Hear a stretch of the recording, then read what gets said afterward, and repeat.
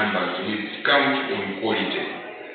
So Barney is trying to say that it's not the quantity that delivers, it is the quality that delivers. So he's talking about two important things about reliable human capital. One is the pool of human resources that cannot be imitated. To imitate means to copy from. We cannot copy from the employees of TNA unless we buy them to become ours. So if you have a pool of human resources that cannot be imitated or substituted. Now this is very interesting because I've noted that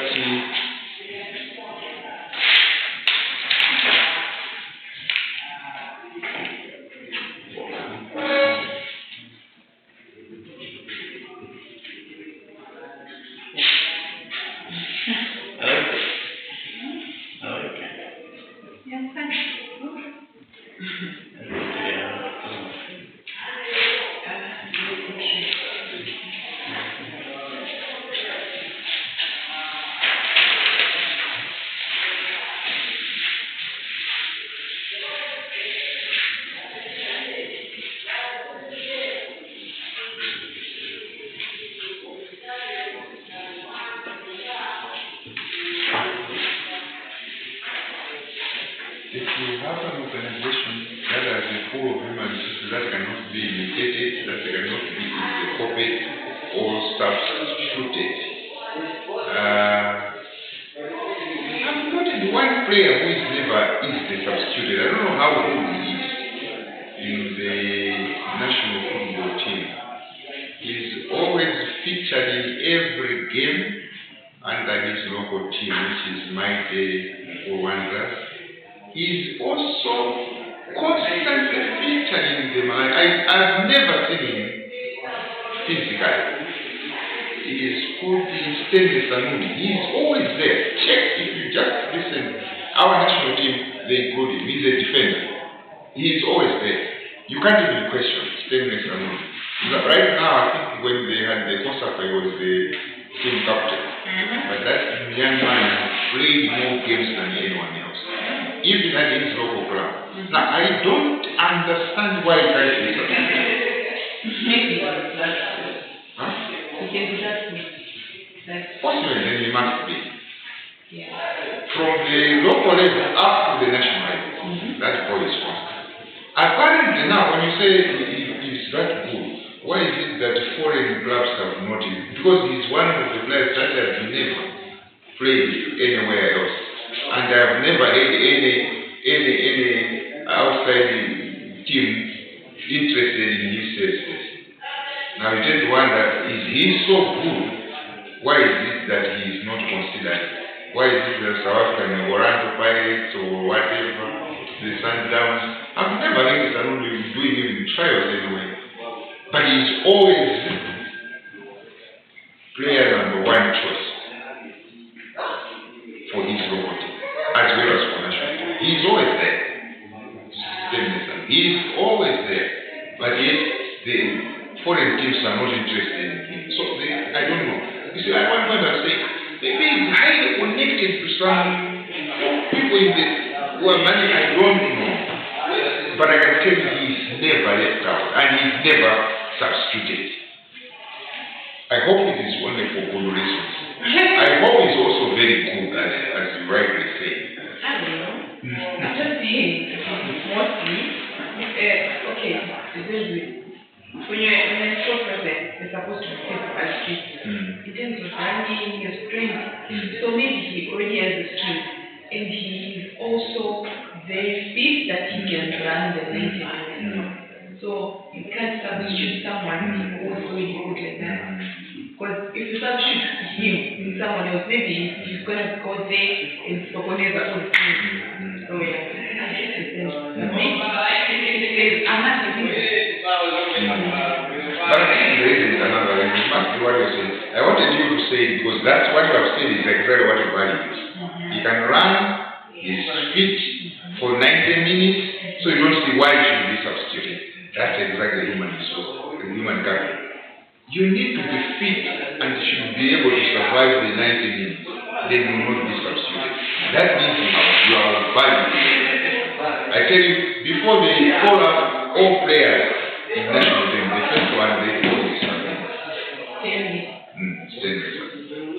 He plays for my team for one class, but also a regular. Actually, it was when at Costa, for the recent Costa, one of our volunteers said this one is the only boy who has played every game and has played more games than anyone else in this team being fit.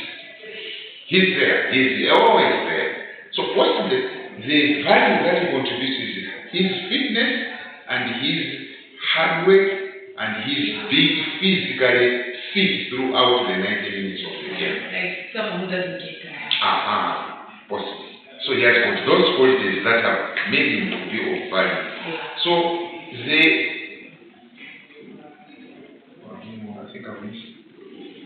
Okay, that cannot be copied, imitated or substituted by its rivals.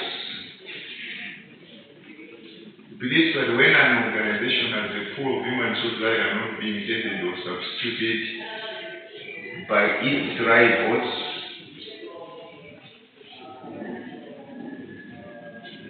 it will achieve rivals. A rival is a competitor. A rival means those people that are opposing each other. So you cannot be substituted, you cannot be copied. Then you achieve competitive advantage. This was in 1991, a guy called Ban. Now, competitive advantage, I've said it over and over again. We need to understand that the businesses or organizations and competitive advantage is very good. Competitive advantage is a term that was developed or that was coined or introduced by a Harvard University professor called Michael Porter. He's the one who came up with the competitive advantage. By competitive advantage, what he meant is that for a business to survive, prosper, and make profit, it must have competitive advantage. It must have something. Competitive advantage means doing something better and different. Doing something better and different. That's competitive advantage. You are doing something better and different. Therefore, according to Michael Porter, any business that is doing well, I'm trying to think of in Malawi, I don't know, in Zimbabwe, you have the Sangoma, because of Sangoma. What does this mean? The witch doctor. The witch doctor. Do you also believe that for you to do well in your business, those people that provide some chance? Yeah, they do. They have people that do that. Because I watched a certain movie it was a documentary from Zimbabwe. I know that some of them are even operating markets around. They were like lined up doing that. If you go through the long way, there are so many around the market. So I think the success in our culture, we believe that the business success requires engaging those some areas and future. Even to be a successful player, maybe somebody has engaged. Especially football players. But does it work? So there we does, because even for other teams, there are teams that believe that before going to the game, they should go to the Sunday and then they get cooked. I don't know. So like, when they go there, the other team get confused. You've been training for maybe months and go on the court and you feel like, I was just there, but I didn't train. What have you been doing? I didn't even wake out, didn't anything, but So there are people that believe that. I think it's only a matter of the belief. It's only about It's a belief. belief. Yes. Belief. So if you just believe that in has gone to the Sangoma and then everything is going to be okay, I feel like it will be okay. If I believe in God that if I pray, my things are going to be okay, it will be okay. So I think it's just a matter of believing. Okay. Yeah. Voting players, they are so tempted to see the Sangoma most of the time. I know that. Even athletes come, yeah. Athletes, yes, so that they should not get tired. You weaken the legs and someone Yeah, so that I was just trying to say that Michael Warren did not believe in the power of the Sangoma. He believed in success does not, like here in our country, for your shop to be when you have a lot of customers at your shop. They wait for each other. And that next door neighbor that customers are not there. People actually, even for a packet of sugar they buy, we always believe that he has got certain secret powers. Maybe he has killed someone and that dead thing is in the shop and it's the one that is calling customers. We believe in that. And they can actually kill you or send you out because it is so powerful a belief, as you have said. Why is it that the others, even a packet of sugar they want to buy from me? There must be a person he killed, and it's the one who is calling people using hands to say, come here, come here. No. Yeah. Sometimes it's about how you welcome people in your One, the house clean, how clean the shop is. Sometimes you stop up and say, let me ask for something. Yeah. We don't display, and so you can actually sit down and have a drink from it. But other shops so dirty, bags of beans and just buy like and it's that. Yeah, that's it. So it's a question of that. But it takes people to understand that. Otherwise, the simplest solution or conclusion is that he has got a charm. He killed someone with something that is calling science and secret. That's what they believe in. So, my father came in with something and said, no, for you to succeed in business, just do your business. The same business that you're doing, somebody is doing it. Do it better and different. Do it better and different. That's how you succeed, you stand above. That's why it will make you have competitive advantage. You may be running a bus service. I may also have a bus service. You can give it a name, I can give it a name. We might both be traveling between Lilongwe and Blantyre. The same almost estimated time of 1.5 hours. But if you want to beat me, you can have a competitive advantage. Customers will come to your bus and wait for their train and not to mine. It's a question of how you are handling things. You might have to introduce Wi-Fi from wherever to Blantyre so that customers have Wi-Fi throughout. They might have where they can charge their phone with a USB. You might have some sort of music connected so that people can choose to listen to soft music as they are trying. Do it differently and better. Nothing more, nothing less. It's not magic. It's not witchcraft. It's simply the way you view your business and how you want to be different. You are doing the same thing. So your next week's bus is already full because people book today for next week. You may find that my bus is still vacant. The seats are still not sold. And then you start accusing him to say, I think she must have visited some. Do it differently and better. Then you get competitive advantage. The same restaurants we have. Also because you may not have traveled quite long, but when you travel to city center, there is we call it area 13. It was supposed to be a marketplace for those people that are around city center, working around. It's a marketplace. It's designated for a marketplace, but the market is not well constructed. So what has happened is you have a lot of women around this time they are flocking there with the foodstuffs. Plenty, and it's cheap. Rice and chicken, rice, and they prepare traditional dishes. The vegetables are seasoned and they are very nice, traditionally.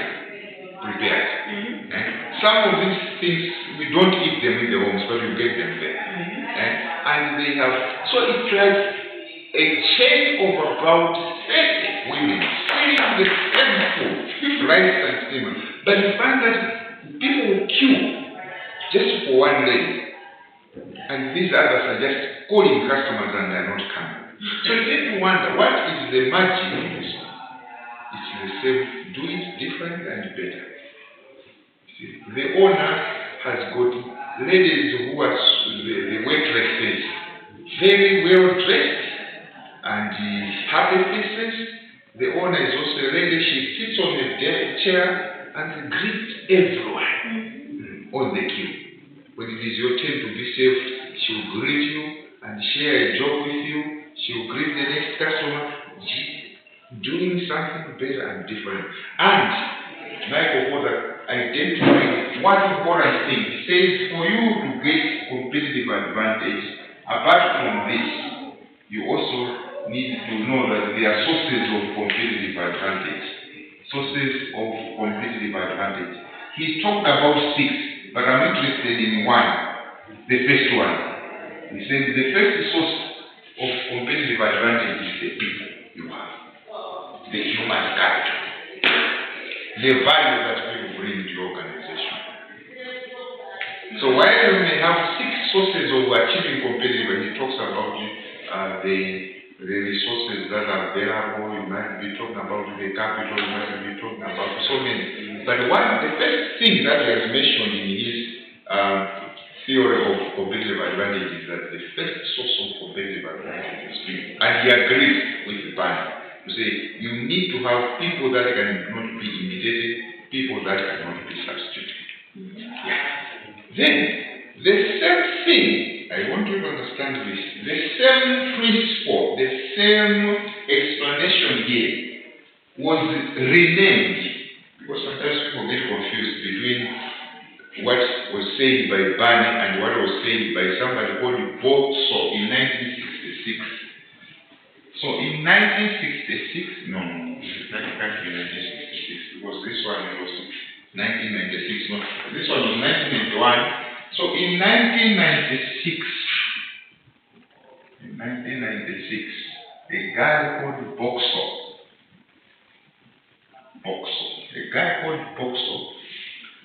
renamed this, what Barney had said, renamed it to human capital advantage. He renamed it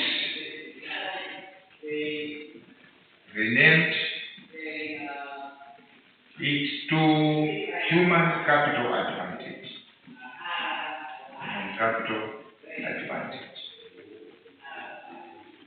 Human capital.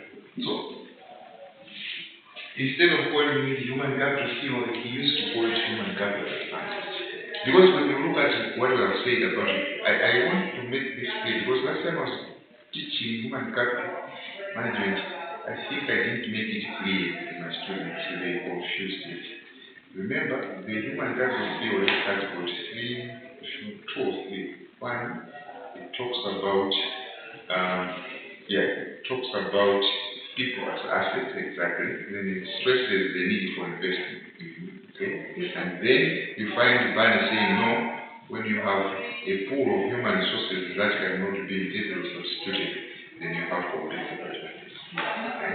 So you have people as assets, then investment in people to get returns that are profitable, and then you have a pool of human resources that cannot be imitated or substituted.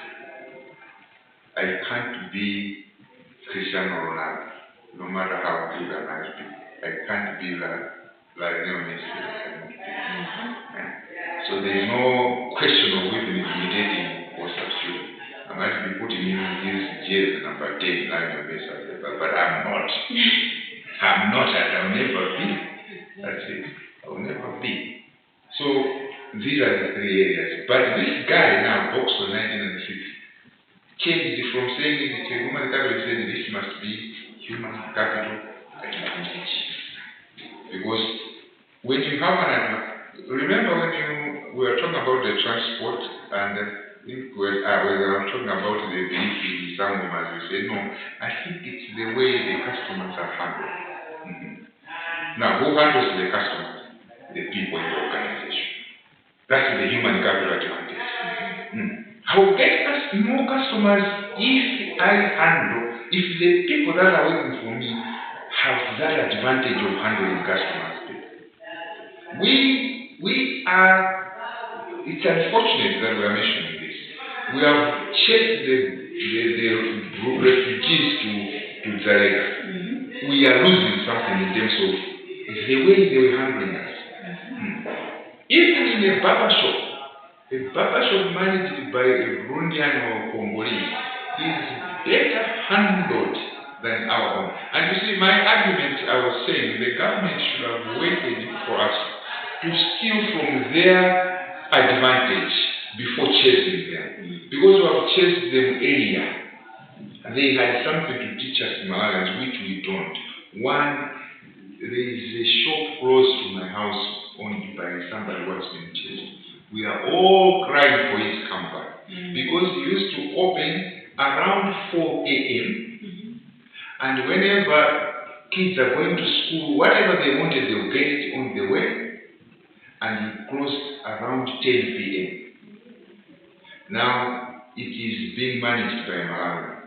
He opens it at 9 a.m. You knock, he is still sleeping. He closes around 7 p.m. We're already missing the services. It's the people that can bring in human capital advantage. The barber, I remember, I had only one barber shop where I would go, and the reason is the advantage. These boys from DRC, either because they have traveled quite a lot, they have the life experiences, they have the collective, according to the definition of collective values and so on. They really know how to handle someone in some way. Very, very professional, and you would want to come back next time. That's it. Yeah, so that's what we're saying about human capital advantage, according to Voxel, which is also referred to as human capital theory. Now, let's look at employers' role in human capital. Possibly today that will be our last part. Let's look at the role of employers role in human capital. I'm mindful of the fact that you are taking human resource management and you will be representing the employer. You'll be doing things on behalf of the employer. So let's look at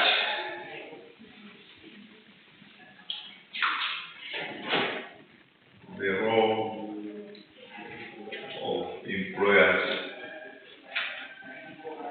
in human capital.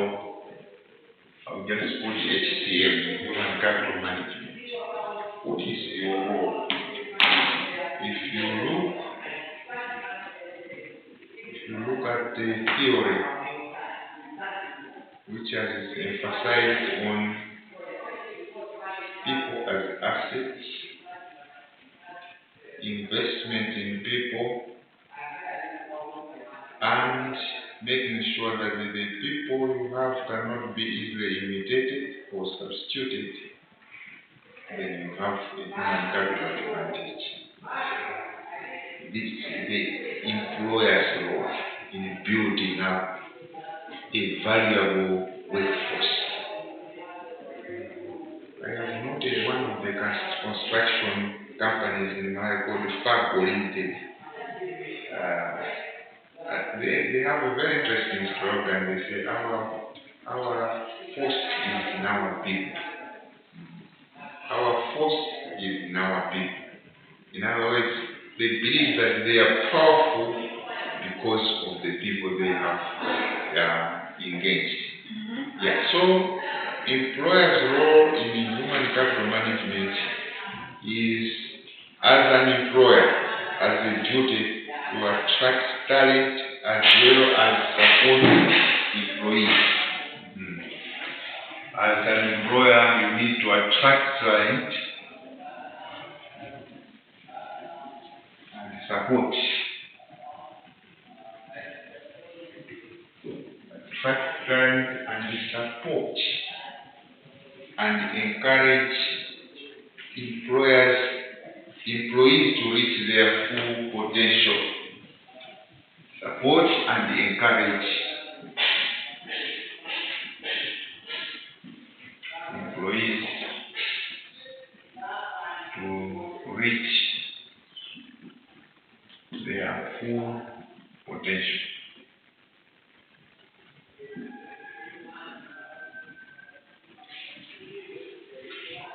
To attract, support, and encourage employees to reach their full potential.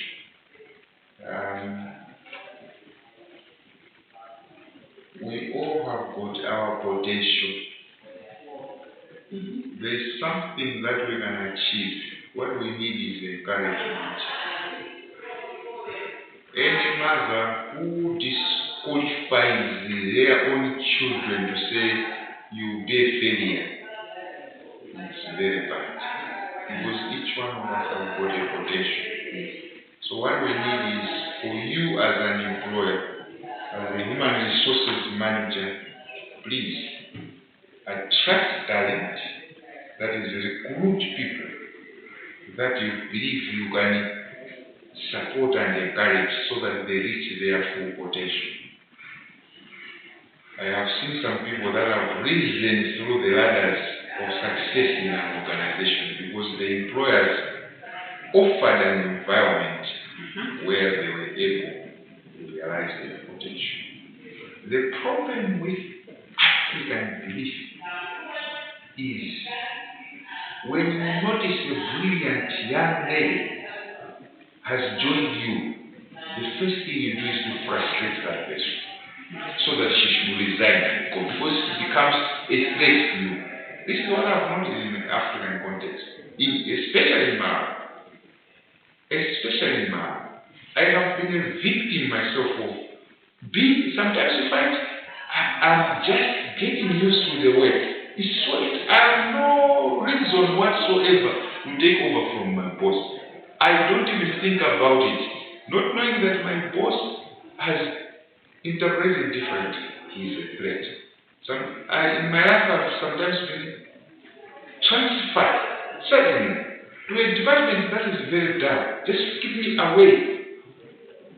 You know, human resources, like you handle people.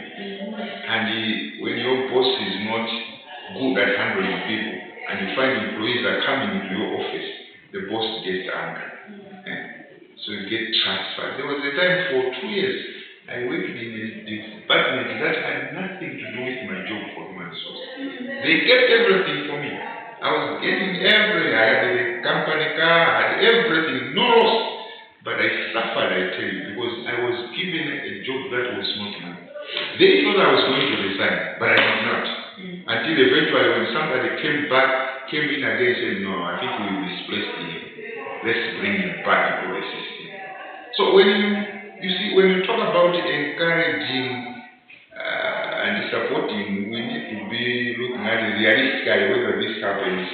Otherwise, there's a lot of politics in the work arena. And what we look at in terms of the employer is that in human capital management should help a company. Employers should see human capital management helping a company to improve employee performance. Employers should see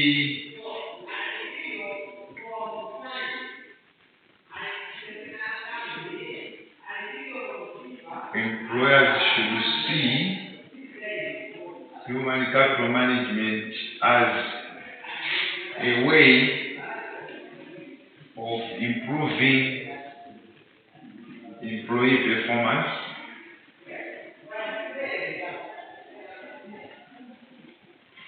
As a way of improving employee performance.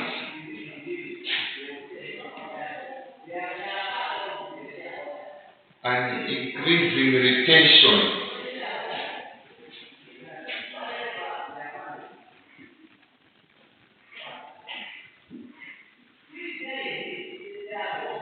And increasing retention.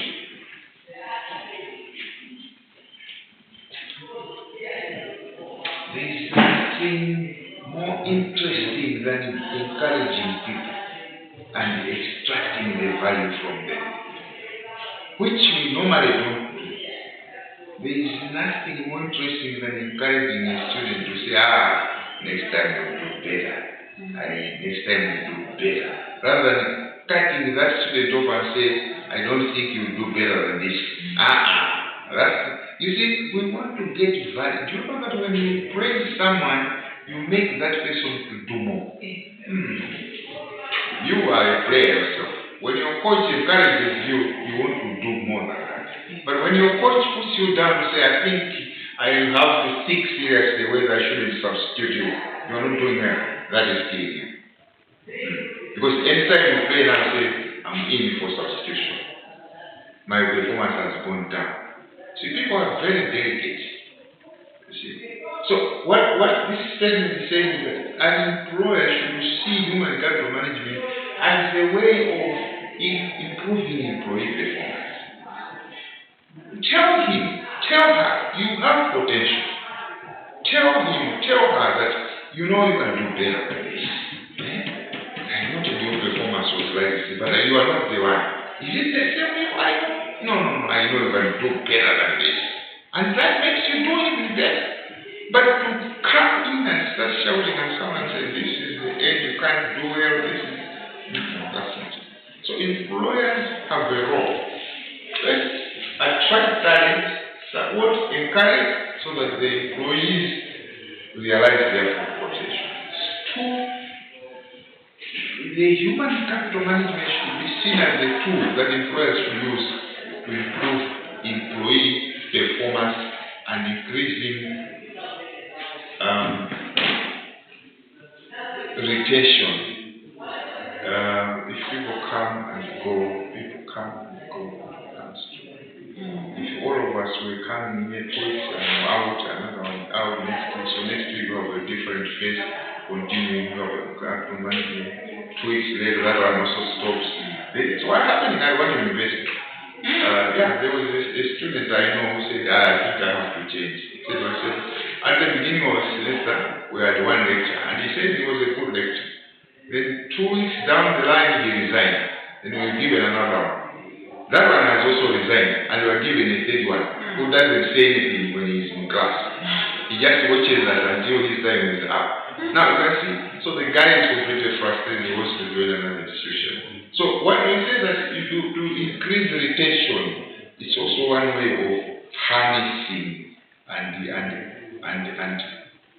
putting in a pool human capital or human contribution to the organization. The third point is just what I've said, to say that employers should see human capital as a way of employers should see human capital management as a way of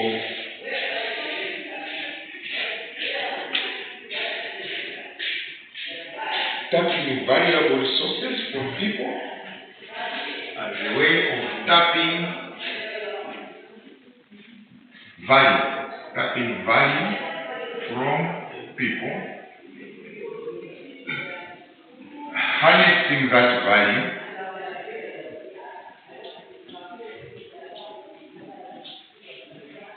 and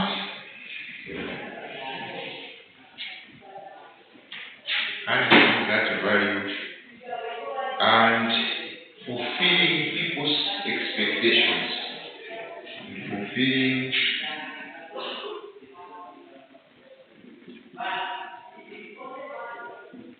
expectations.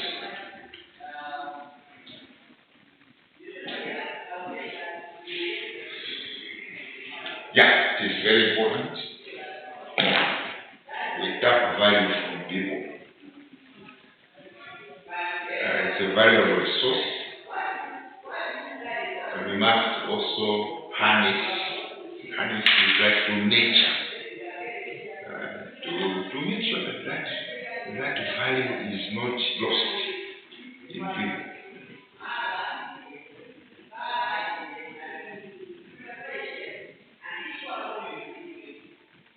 And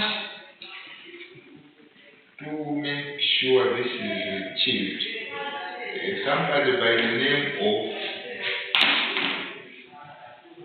this is summarizing these three observations about the role of employer, somebody called Schuller, S-C-H-U-L-L-E-R, Schuller. It's a summary of this.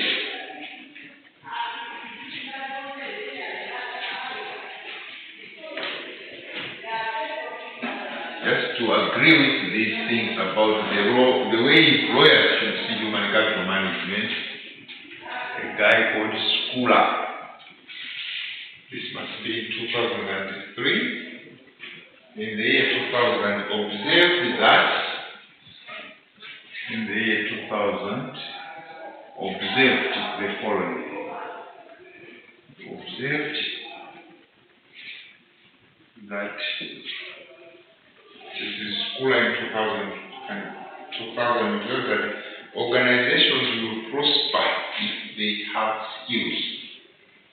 Organizations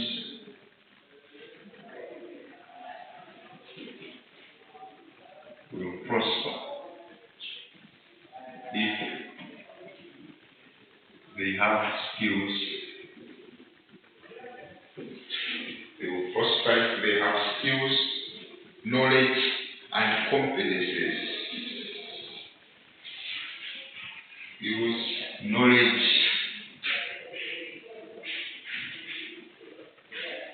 and competences in their people. Organizations will prosper if they have knowledge, they have skills, knowledge, and competences available in its people. That's how organizations will prosper. And this statement is the other side of what we learned in organizational behavior, to say a company is as good as the people it keeps. So Schuller is saying organizations will prosper, will have a competitive advantage. That's what it means. They will have a competitive advantage if they have skills, knowledge, and competences available in each people. This is what Schuller says. So it's very important that the human resource aspect should also consider that. The very last point for today is human capital management versus human resource management. I want us to appreciate so that next week we'll see how we can proceed. Human capital management and human resource management. How similar are they? How different are they? This will be the last slide for today. Human capital management versus human resource management. How similar? Can we contrast them? Human capital management and then human resource management. Well, I've always wondered to see what is the connection and what is the dividing line between these two. If we want to say something as a starting point, human resource management is a set of practices and procedures. Human resource management, HRM, is a set of practices and procedures. set of practices and procedures in the management of relationships. In the management of relationships that exist between employer and worker.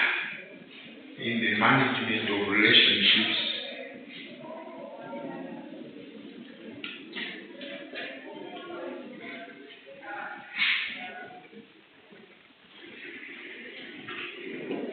that exist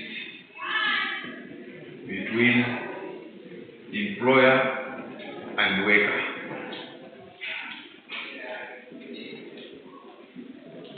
And this was said by someone by the name of Nick Woolton. Nick Woolton.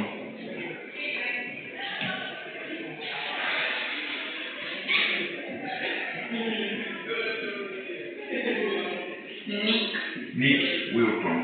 I will give the others because I think these are very important. I shouldn't rush them through because we need to understand the difference. So I think we will continue so that we emphasize on them. If you could put the date. Date 24.